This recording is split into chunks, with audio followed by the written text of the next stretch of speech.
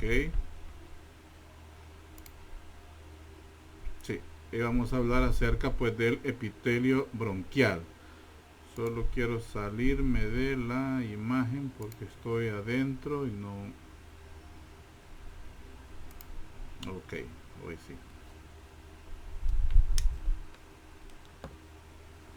Entonces sí vamos a hablar ya del epitelio propiamente bronquial. Eh, Hablando pues que esto es una fotomicrografía del epitelio bronquial. Entonces, esta es como una técnica de acrílico, una resina de acrílico, con eso es que han hecho esta foto. Entonces vamos a ver los diferentes tipos de células. Ya a nivel de los bronquios, siempre es un epitelio respiratorio, pero a medida vayamos descendiendo o haciendo más distal, vamos a ir viendo que el tejido va a ir cambiando. Va a ir cambiando tanto en la forma de la mucosa, del epitelio cilíndrico ciliado, vamos a ir viendo que ya van a ir apareciendo células diferentes a las que veíamos cuando veíamos tráquea o cuando veíamos en la misma fosa, en la misma fosa nasal.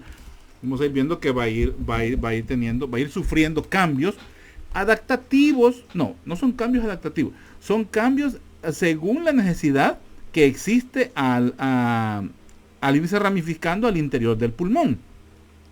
Vamos a ir viendo cómo en algunos momentos va a ir teniendo más presencia muscular y menos presencia de cartílago. Entonces la mucosa se va a ir adaptando también a otras situaciones donde ya tal vez no sea tan necesario la presencia de moco. Entonces las caliciformes van a ir desapareciendo. Entonces vamos a ir viendo cambios a medida que vayamos avanzando. Entonces vemos pues los diferentes tipos de células que vemos en la mucosa, similar a la mucosa respiratoria. O sea, siempre tiene las características. Siempre vamos a ver las células cilíndricas, ¿verdad? Estas que tenemos acá, las células cilíndricas ciliadas, ¿verdad? Que ya son bastante, siempre son altas. Esta es una característica que creo que hasta hoy la menciono, que son células altas. Las células ciliadas son células altas, porque hay otros epitelios que son de células bajas. Entonces, estas son células ciliadas de tipo alto. Entonces, la única diferencia es que comienzan a haber unas células de tipo intermedias, que son estas, que son células que tienen características ciliadas, pero no tienen la misma función su cilio. Comienza, como por decir así, es como un epitelio de transición a medida que vayamos bajando en el bronquio. Entonces, siempre van a haber células ciliadas, pero vamos a empezar a ver bastante abundantes células intermedias que se parecen a las ciliadas, pero sus cilios no ejercen la misma función o carecen de cilio. Se llaman células intermedias. Porque se parecen a las ciliadas, solo que aparecen ocasionalmente. Ojo con eso. Si se fijan en el núcleo y la célula en sí, se parece a ella. Pero podemos ver que la ciliada es más ancha y estas son más delgadas. Siempre son altas, siempre le vamos a ver cilio. Pero ha cambiado y estoy señalando y no tengo el puntero. Aquí está. Entonces vamos a ver que es más delgada, las intermedias, la ciliada es más ancha, el núcleo casi siempre es más bajo que la ciliada. Vamos a ver que tiene también cilios, ¿verdad? En la periferia o hacia la luz del bronquíolo, ¿verdad? Entonces se llaman células intermedias. En este corte o en esta preparación, las células caliciformes pues no son visibles, pero sí existen. Sí existen las células caliciformes. Las que sí podemos ver, las células basales, ¿verdad? Estas de acá, y las redondeadas, que son estas, son las células neuroendocrinas, ¿verdad? Las células que tienen que ver con ¿cómo se llama? Con producción de, ¿cómo se llama? Ya se me olvidó. Con células de defensa, ¿verdad? Que tienen que ver con un sistema de defensa. Las células, pues, neuroendocrinas, siempre adosadas a la membrana basal, siempre adosadas completamente a la membrana basal. También pues podemos encontrar, estas son unas fibras elásticas que están pues siempre de forma longitudinal, ¿verdad? En la pared del bronquio. Estas son las células, fibras elásticas. Ahora bien, algo muy importante con las células neuroendocrinas, y por eso es que tengo esta diapositiva aquí, es que estas que están en la mucosa del bronquio, ¿verdad? son las que donde se originan principalmente la mayoría de los tumores, o mejor dicho, de los cáncer agresivos de bronquio. Cuando se origina, o sea, cuando el origen al hacer la biopsia se ve que es de células neuroendocrinas, tenemos la certeza de que es un carcinoma, o sea, un cáncer de bronquio altamente agresivo, mortal prácticamente. Entonces, ya me trabé, ya me acordé de alguien, el reporte histopatológico nos dice que son células pequeñas. Automáticamente nos dice células pequeñas, o de células pequeñas nos estamos refiriendo a células basales. Las células basales, si se recuerdan, a nivel del sistema respiratorio, son células totipotenciales, son células pluripotenciales, o células de origen, o células madre. Entonces, al desarrollarse de estas células neuroendocrinas, estamos ante un carcinoma altamente invasivo y mortal. Entonces, el detalle de estas también, y a veces ese es el motivo por el cual se identifica o se sospecha, es porque al ser una célula neuroendocrina y al estar invadida por un cáncer o estar desarrollando un cáncer, comienza a elaborar hormonas o péptidos que pueden tener cambios en el metabolismo significativo, pueden imitar las hormonas de alguna otra glándula del cuerpo. Por ejemplo, puede comenzar a producir ACTH, que es una hormona producida por las glándulas suprarrenales. Entonces, y el origen de esta ACTH, la adrenocorticotropa, mejor dicho, su origen o su hiperproducción no ser por la glándula suprarrenal, sino que ser por un carcinoma de células pequeñas del bronquio, o sea, un carcinoma bronquial. Entonces, por eso es que tenía esta diapositiva. Aquí vemos los pili, para que veamos cómo se ven los pili, y vamos a ir viendo que van a ir apareciendo espacios en un borde. Yo no sé si en las anteriores les presenté uno, cómo se veían. Era un solo tapiz de estos pili, ¿verdad? Son los cilios de la célula ciliada en todo el tejido, a nivel traqueal, a nivel de la cavidad nasal. Es una sola, pero ya aquí comenzamos a ver que empiezan a haber espacios entre ellos, porque comienzan a aparecer las células intermedias que no desarrollan cilios, o si los tienen son más pequeños y no funcionales. Sigamos. Esto ya es un bronquíolo, ¿verdad? Ya es una parte terminal. Todo lo que vimos anterior es de bronquio segmentario, bronquio lobular o bronquio segmentario. También hay una clasificación donde habla de bronquio proximal y bronquio terminal. La última parte es esto es lo que ya conocemos como el bronquíolo. Aquí pues vemos, este es un corte de bronquíolo, esto es el bronquíolo.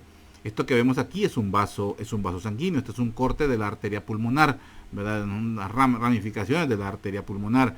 Entonces vamos a ver que en ella, su periferia completamente, todo esto es el epitelio. El epitelio igual al del bronquio que estábamos viendo, cuando ya comenzamos a ver disminución de células ciliares. Pero la principal de aquí, que aquí ya no hay cartílago. Lo principal que lo rodea es músculo. Aquí ya no hay cartílago, aquí hay músculo. Todavía en el bronquio hay músculo, hay cartílago, pero aquí ya no. Aquí ya comienza a haber pues más presencia de músculo. Y el epitelio pues es similar al del bronquio. Y esto puede ser un vaso sanguíneo, que es la arteria pulmonar. Esto ya es un corte de un bronquíolo de un recién nacido, la pared bronquial de un recién nacido.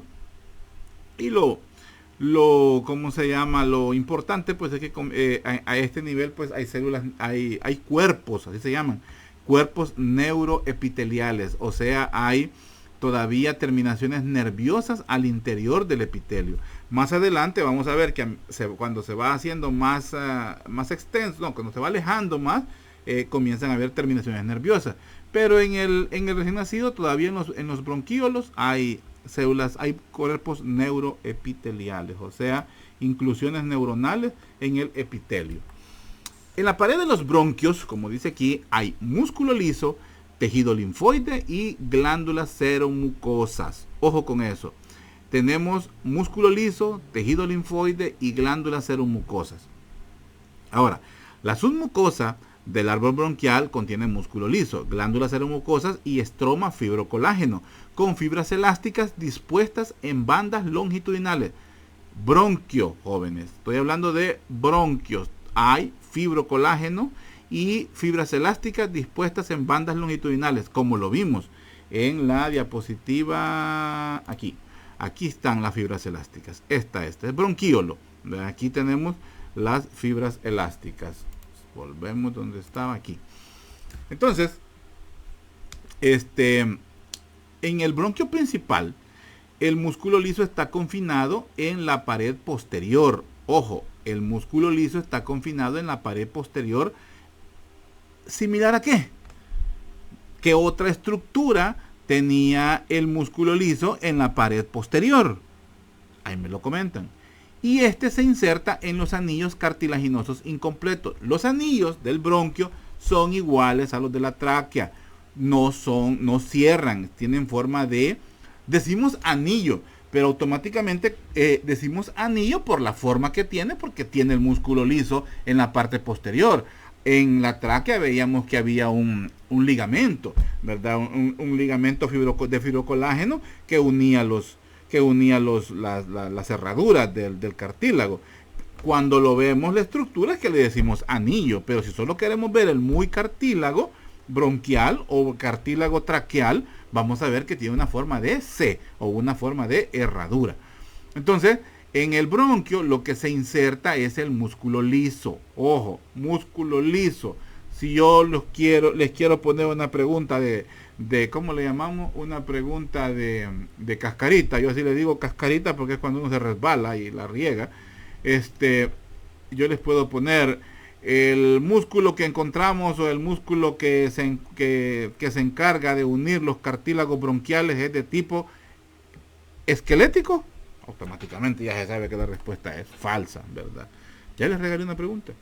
Entonces, vamos a ver que a medida va haciéndose más abajo, por decir así, ¿verdad? Porque estamos hablando de un árbol bronquial, nada más que este árbol no crece hacia arriba, sino que se extiende o hace su volumen hacia abajo. Vamos a ir viendo pues que este cartílago va a ir desapareciendo. Y ya vimos que en el bronquíolo lo que encontramos es músculo liso. Ya los cartílagos van desapareciendo a medida se va extendiendo y se va haciéndose más distal al origen, ¿verdad? Entonces, en los bronquios, en el bronquio intrapulmonar, ¿verdad? El músculo liso está en la submucosa, siguiendo un patrón espiral irregular y bilateral, y se extiende hasta la zona de los bronquíolos. Aquí ya no hay cartílago. Ojo con eso. Ya no tenemos cartílago, ya solo es músculo liso distribuido de forma irregular y bilateral, o sea, a ambos lados. Las glándulas bronquiales submucosas son seromucosas, o sea, van a presentar siempre la producción de moco. Vacían su contenido en la luz gracias a conductos cortos, pero hay otras más profundas con conductos más largos. Estas se encuentran aún por debajo de la placa cartilaginosa. Seguimos hablando de bronquio. Entonces, siempre vamos a tener las glándulas submucosas. Si se acuerdan, las glándulas submucosas eran las secretoras de moco.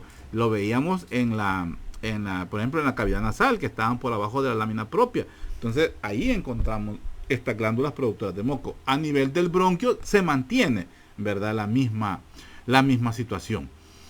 Las glándulas submucosas del árbol traqueobronquial producen un moco poco denso que llega a la superficie de la mucosa y atrapa las partículas inhaladas y los microorganismos.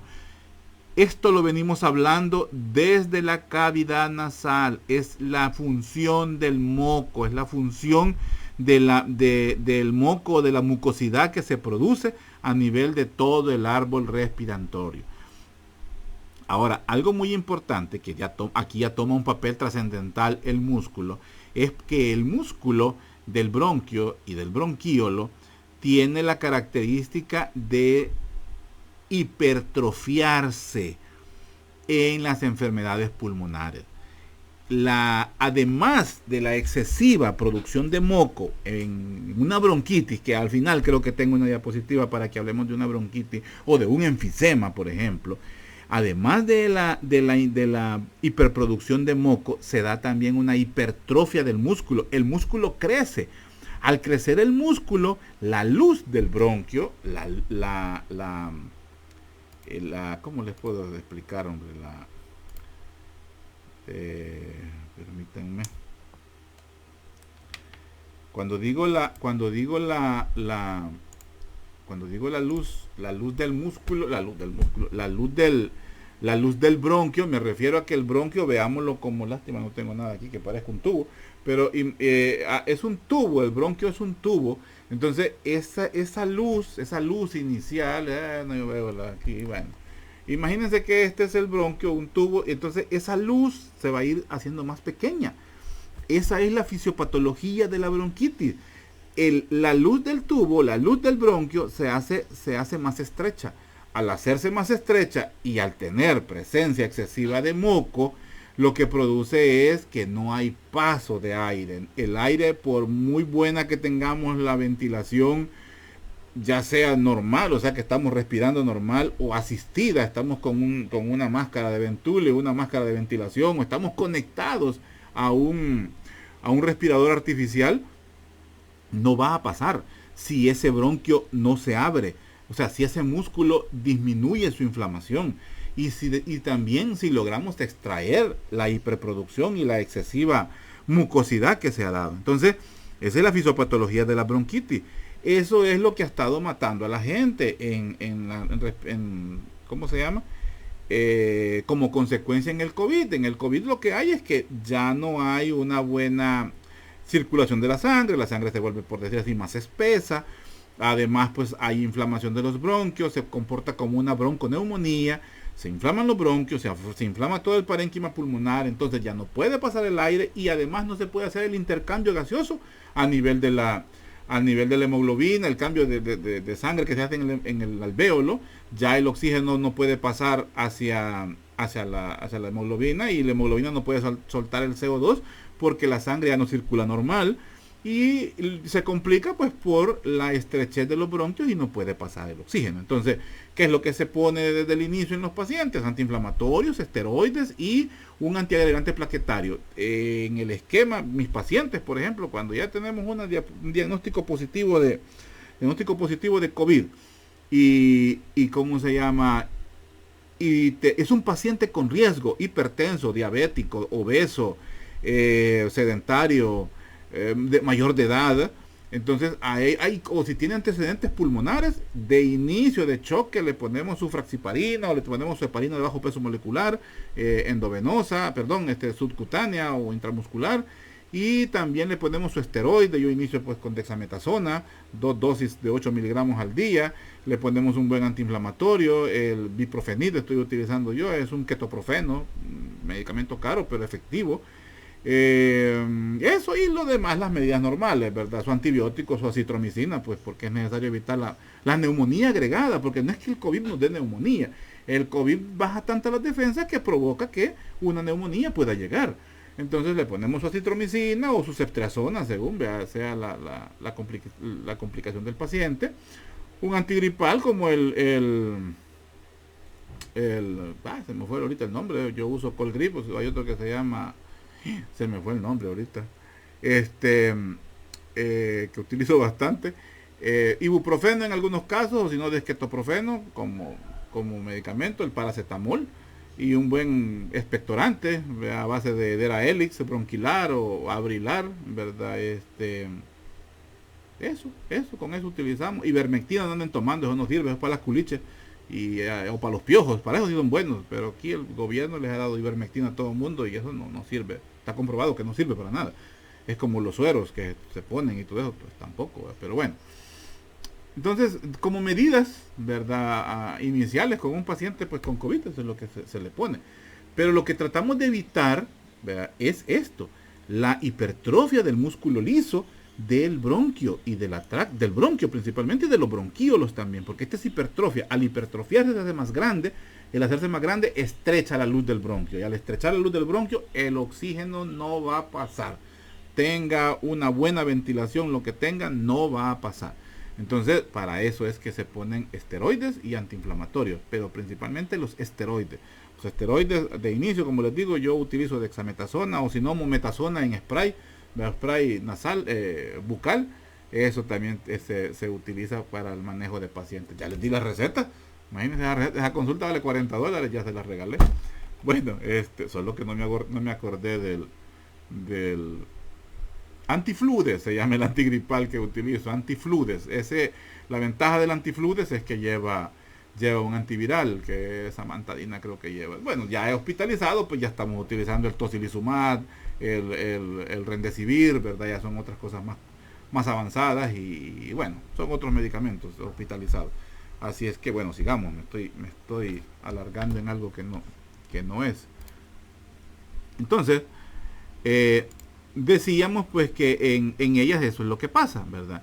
En una bronquitis crónica, pues lo que nos aparece, pues es que, como les decía, la pared se engrosa pues del bronquio y por el aumento del músculo bronquial, ¿verdad?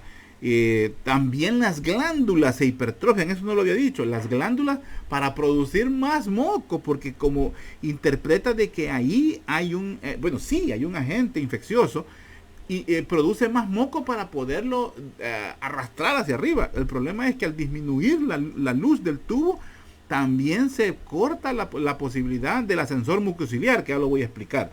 En el enfisema, pues aquí lo que provoca como otra posibilidad es que hay destrucción de los conductos alveolares, ¿verdad? En los enfisemas. Los campos, los espacios aéreos se dilatan, se dilatan, ¿verdad? Una dilatación permanente, y estos ya no pueden hacer el efecto de bombear a la hora de la respiración. Entonces el aire queda atrapado en la luz del bronquio. Entonces no es que no haya aire, el problema es que se queda atrapado en el enfisema. Y casi lo mismo pasa pues en el asma bronquial, ¿verdad? Que esta es una enfermedad completamente obstructiva, reversible, eso sí, pero si anda tiempo uno. Si no, hay gente que se ha muerto por una reacción asmática, ¿verdad? Entonces, aquí lo que aparece es el fenómeno de la broncoconstricción, así se llama, cuando la luz del bronquio disminuye, es la broncoconstricción, ¿verdad? Y causada pues por la inflamación, por la hipertrofia del músculo liso bronquial y la producción excesiva pues de moco.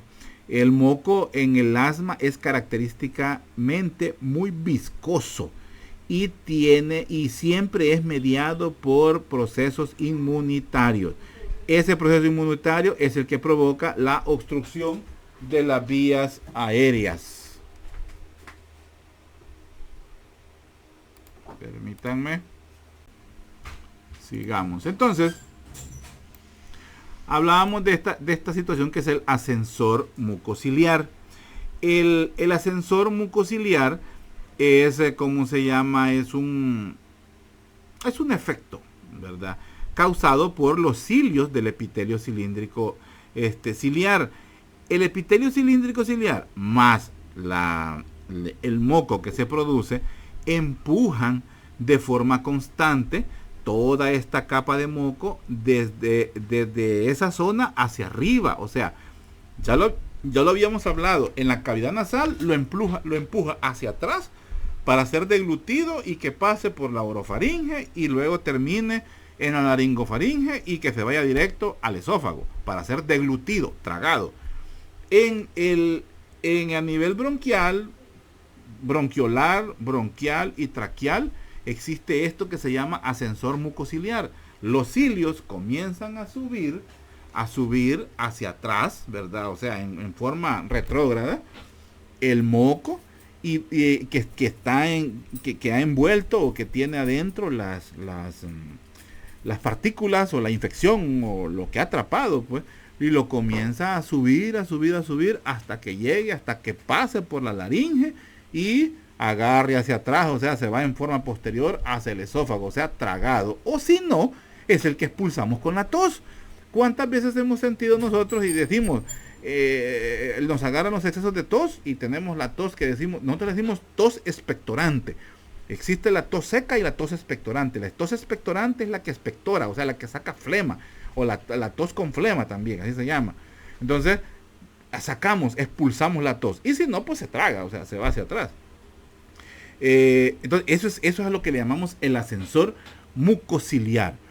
Vamos a ver también que toda la pared del bronquial pues tiene también abundante tejido linfoide que está asociado a la mucosa, así como lo describimos al principio. Solo que este se aparece más principalmente en las bifurcaciones. Ahí es donde lo encontramos más. Ahí vamos a encontrar muchos linfocitos y muchas células productoras de inmunoglobulina A, ¿verdad? Son células de defensa. Entonces, los agregados más grandes de este tipo de tejido lo vamos a encontrar en la porción proximal del árbol bronquial y puede tener centros germinales. El decir que tiene centros germinales es que siguen produciéndose más células de defensa en esta zona, o sea, más tejido linfoide. Cuando un tejido linfoide se agrupa, es que forman un órgano, ahí es donde tenemos las glándulas, o mejor dicho, las amígdalas, como las tenemos en todo el círculo nasofaringeo, que es nasooral, ya se me fue, en la nasofaringe y en la orofaringe, donde encontramos el anillo de Waldeyer, ¿verdad? Entonces, pero todo el sistema respiratorio, mejor dicho, todo el epitelio respiratorio tiene diseminado células de defensa o tejido linfoide asociados pues a esa mucosa. Sigamos. Dice, los bronquios de cualquier tamaño contienen algo de cartílago. Los bronquios, ¿verdad? Los bronquios siempre tienen algo de cartílago. Entonces son anillos cartilaginosos regulares incompletos.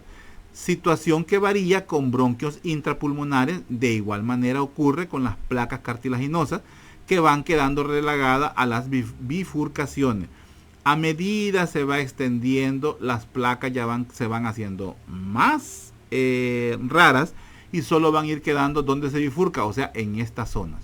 A este nivel donde va a ir quedando en las bifurcaciones, porque el árbol bronquial se va bifurcando, se va como las ramas de un árbol. Quiero ver si en la otra tengo eso, se ve una bifurcación, es esto. Estas son las bifurcaciones. Aquí todavía tenemos un bronquio primario, aquí tenemos un bronquio secundario, un bronquio terciario, bronquio primario, bronquio lobar, bronquio segmentario, y ya comienzan a aparecer los bronquíolos. Entonces, estas bifurcaciones donde se van separando, donde se van ramificando, es donde va quedando por último ya los cartílagos. Pero a nivel ya terminal, de los bronquios terminal, el bronquíolo terminal, ya no existe eso de los cartílagos. Entonces, los extrapulmonares sí presentan anillos cartilaginosos tal cual como lo vimos en la tráquea. Pero ya en los intrapulmonares la disposición ya es un poco irregular. Principalmente ya solo lo vemos, lo que vemos más que todo son placas o bandas cartilaginosas o bandas cartilaginosas de fibrocolágeno de forma densa. Y a medida pues los bronquios se van ramificando, se van haciendo también más pequeños. Ese es otro muy importante, se van haciendo más pequeños y más periféricos en relación al pulmón.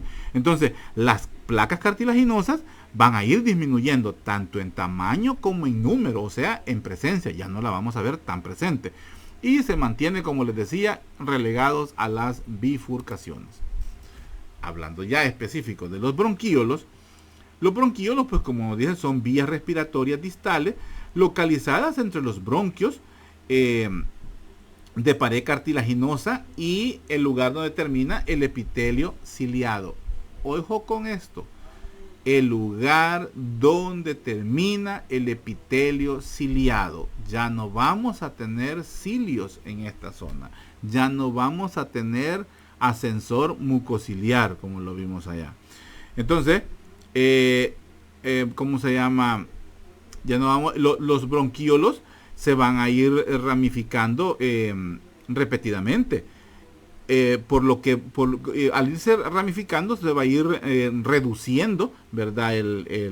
La luz, va a ir reduciendo el tamaño y vamos a ir viendo la falta o la carencia pues de cartílago, y eso pues hace que el componente principal entonces va a ser el músculo liso en las paredes. Ya habíamos hablado de esto. Los bronquíolos están tapizados por un epitelio cilíndrico ciliado no pseudoestratificado. Ojo con eso. No le podemos decir epitelio cilíndrico ciliado estratificado porque no mantiene un orden. Decimos que no es pseudoestratificado porque comienzan a desaparecer células, pero siempre existe el desorden en el nivel de los núcleos, porque la estratificación está relacionado con una orden en la posición de las células, o sea, en la posición de los núcleos de la célula. Pero como siempre existe el desorden en la posición de los núcleos de la célula, no le podemos decir que es estratificado, no podemos decir que es pseudoestratificado porque las células van desapareciendo.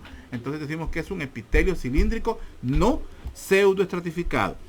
Aquí vamos a comenzar a ver células bajas. Las células se comienzan a hacer más bajas, o sea, más pequeñas, y comienzan a ser principalmente cúbicas, más que todo en las ramas periféricas y en las ramas pequeñas de los bronquíolos. Persisten algunas células caliciformes, pero ya no son tan necesarias porque ya no es tan necesario la producción de moco a este nivel. Si todavía vamos a encontrar algunas células neuroendocrinas, ¿sí? A veces las vamos a ver tal vez agrupadas, formando lo que conocemos como los cuerpos neuroepiteliales, los que son frecuentes en los niños, en los recién nacidos. Lo vimos en el corte histológico de aquí. Esto es un cuerpo neuroepitelial. Más principalmente el hallazgo es más frecuente en los cortes histológicos, mejor dicho, en los bronquíolos de los niños. En los adultos no. No son tan frecuentes, pero existen, eso sí. Entonces, vamos a ver que se agrupan, ¿verdad? Y también vamos a encontrar siempre células seromucosas y algún tipo de célula especial, ¿verdad? Que comienza a aparecer, que es las células de Batte. Así se llaman, células de Batte. Antes, o en alguna literatura lo van a ver ustedes con el nombre de células clara, o células en clara, algo así se llaman, le dicen, pero aquí le vamos a llamar nosotros células de Batte. Esta es la característica de un bronquíolo, la presencia de las células de Batte.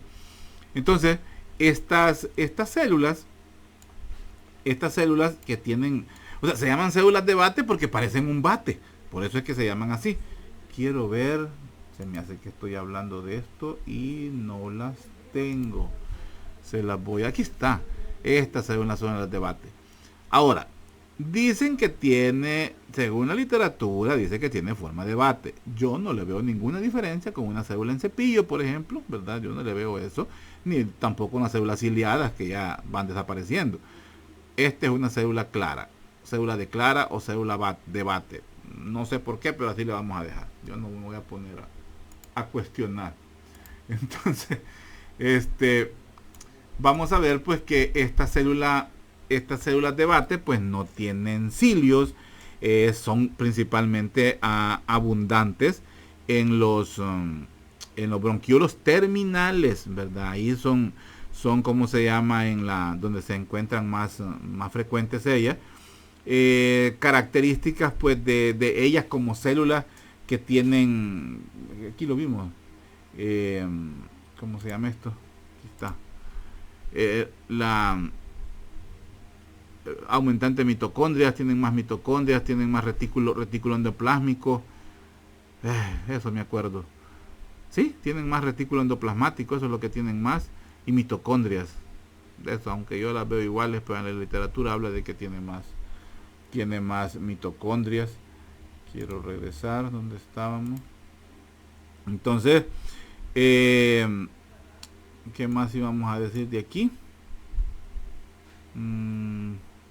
Bueno, lo que sí es, ¿cómo se llama? Que tiene de características estas, y eso sí se ve aquí, es que terminan en una cúpula, eso sí es verdad. Tienen una cúpula y presentan microvellosidades, pero son romas, y sí tienen conexión con la luz, o sea, es decir, con la mucosa específicamente. Sí se encuentran ahí, las podemos encontrar ubicadas en esa zona. ¿Qué más? Bueno, a medida de las bifurcaciones finales pues, del árbol bronquial son las que producen los bronquíolos terminales, que estos pues son los bronquiolos más delgados, los bronquiolos terminales, estos a este nivel.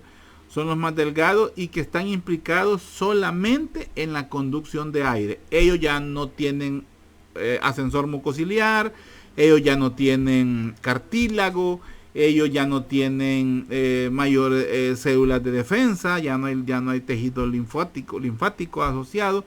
Ellos solo se dedican a transportar o conducir el aire a la porción más terminal, ya cerca de los alvéolos. Ya es el contacto directo pues con los alvéolos.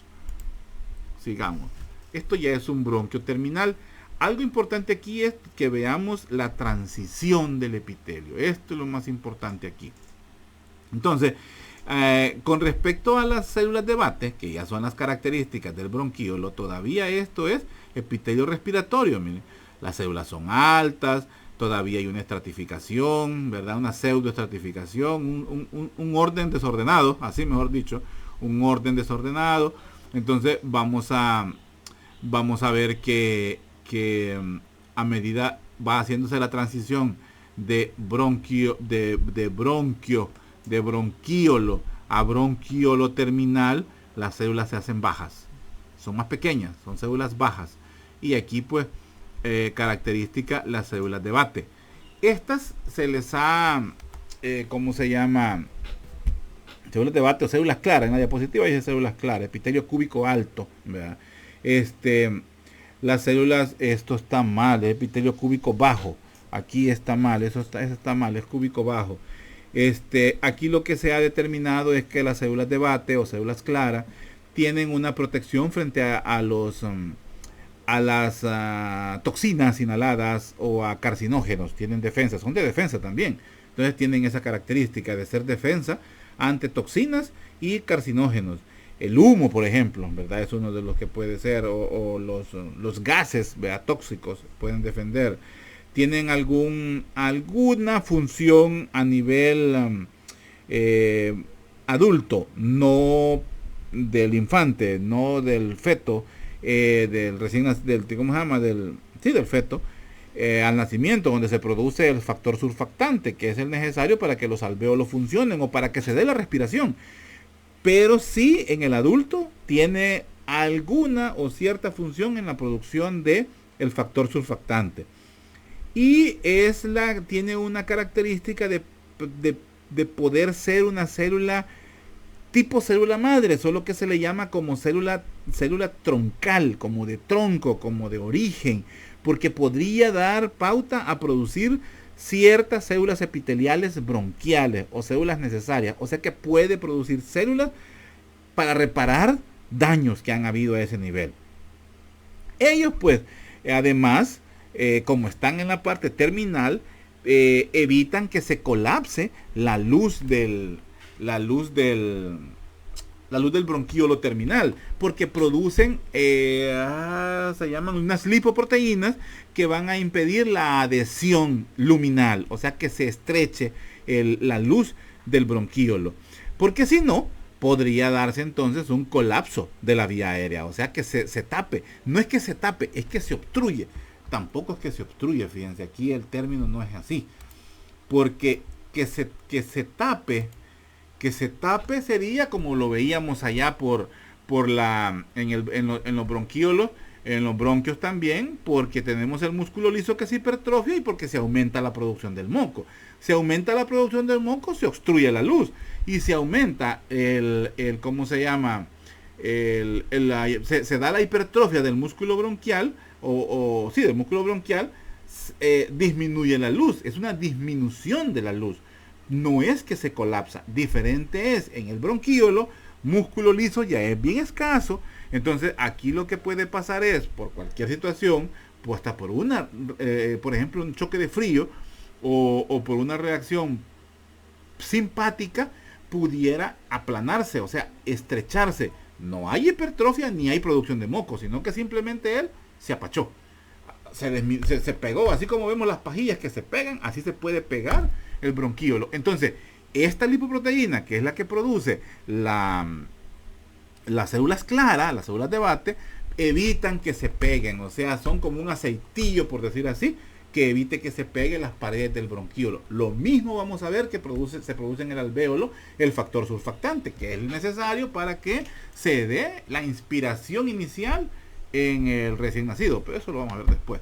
Sigamos en lo que estoy.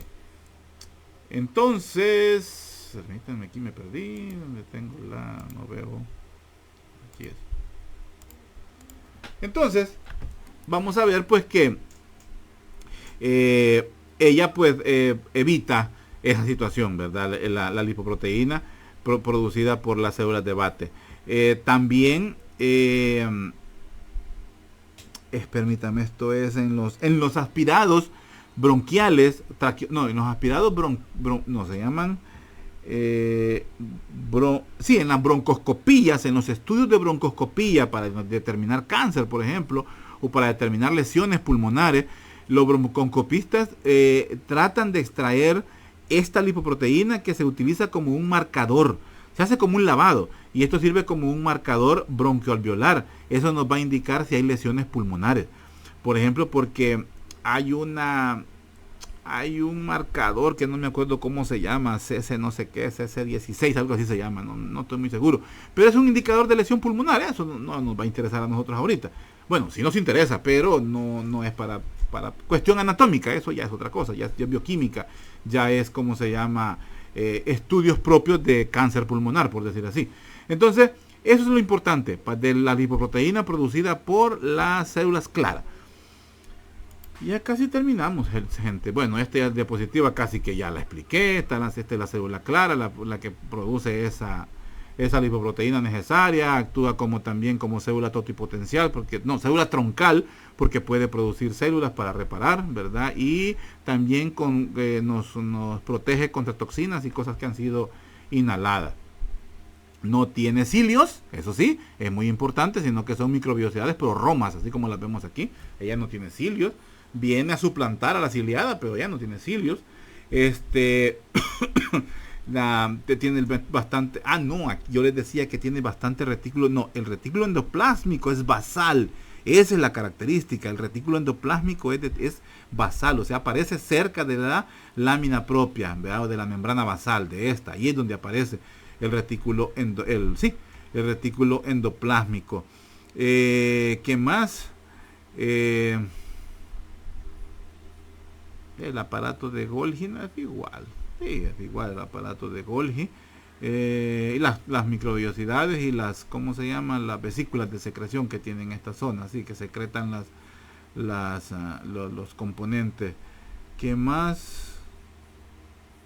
Fíjense que la característica distintiva histológicamente de una célula clara o una célula de Batte es que sus cilios son romos, o mejor dicho, que sus microvellosidades son romas. Esa es una característica. Este cuadro pues es para que estudien, es un resumen prácticamente de lo que hemos estado hablando, de los tejidos, como son en la descripción de cada uno de la celularidad del tejido, el tipo de tejido que encontramos, que más los tipos de componentes a cada uno de los niveles, ¿verdad? Con qué es lo que encontramos. Sí, cómo encontramos cada uno de ellos. Estudien lo que de aquí vienen preguntas. La fisiopatología de la bronquitis, que ya se los expliqué, como vemos el bronquiolo, ¿verdad? Un bronquiolo normal, ¿verdad? Como vemos la luz, aquí me voy a venir a buscar esta diapositiva. Esta vemos la luz y aquí vemos, por ejemplo, en un bronquiolo asmático, lo mismo se va a ver en una bronquitis aguda y en la bronquitis crónica. La diferencia de una bronquitis aguda es que es un episodio que se desarrolló menos de 15 días. Cuando una situación aparece a más de 15 días o se permanece a más de 15 días, es que le decimos crónica. Entre ustedes, más de alguien puede tener una complicación, puede tener el problema de ser o asmático o padecer de bronquitis crónica. Secundario pues a infecciones virales, bacterianas, que afecten pues toda la respiración del árbol traqueobronquial, ya que todo el epitelio ciliado, ¿verdad?, es dañado. El moco, en lugar de ascender, pues desciende por la misma gravedad, o sea, por el peso. Como el epitelio ciliado no funciona porque está inflamado, porque está colapsado, las mucosidades se comienzan a acumular y van descendiendo y se convierten pues en pus, o sea, ya la flema se convierten en pus, y eso pues son los que provocan las neumonías y pues al final pues un empiema, que es una pus en un pulmón y podría llegar a perder la muerte a perder la vida del paciente, o a perder un pulmón o una parte del pulmón debido a un empiema, y lo más seguro casi siempre se mueren los pacientes. El moco pues el moco no contiene abundantes bacterias patógenas que fueron inhaladas, y este moco pues es lo que nos va a llegar a producir lo que conocemos como una bronconeumonía. En pues toda la infección bacteriana o viral alcanzó al pulmón a través de todos los bronquíolos pequeños, pues sí, porque esto baja, pues todo baja hasta llegar a los alvéolos, y según la diseminación así va a depender pues la infección y por ende la gravedad. Las más afectadas pues son siempre cada lóbulo, o sea, se van los lóbulos y segmentos del pulmón, ¿verdad? Los más inferiores, o sea, esta zona. Casi siempre cuando ustedes pues ya, ojalá yo todavía siga en la universidad o ustedes sigan todavía estudiando medicina, van a ser mis alumnos en semiología médica, en diagnóstico físico, y vamos a hablar por ejemplo del signo de dolor en punta de costado. El signo de dolor en punta de costado es que al paciente le duele en estas zonas. Son las zonas más distales del pulmón. Aquí es donde empiezan las neumonías, en esta zona. El paciente se queja de dolor en las costillas, dolor en las puntas de las costillas. Cuando el problema empieza, el paciente se acuesta de lado, dejando hacia arriba el pulmón que está enfermo. Cuando el paciente ya está enfermo, ya está complicado, se acuesta del lado del pulmón que está dañado. O sea, ese es el que comprime para que no le duela, porque el dolor es fuerte, ¿verdad? Esta diapositiva es la fisiopatología de la ronquera, por ejemplo, del daño de las cuerdas vocales. Léanlo, ya no lo voy a estar explicando, ¿verdad? Ya mucho he hablado, quiero ver cómo voy con el tiempo.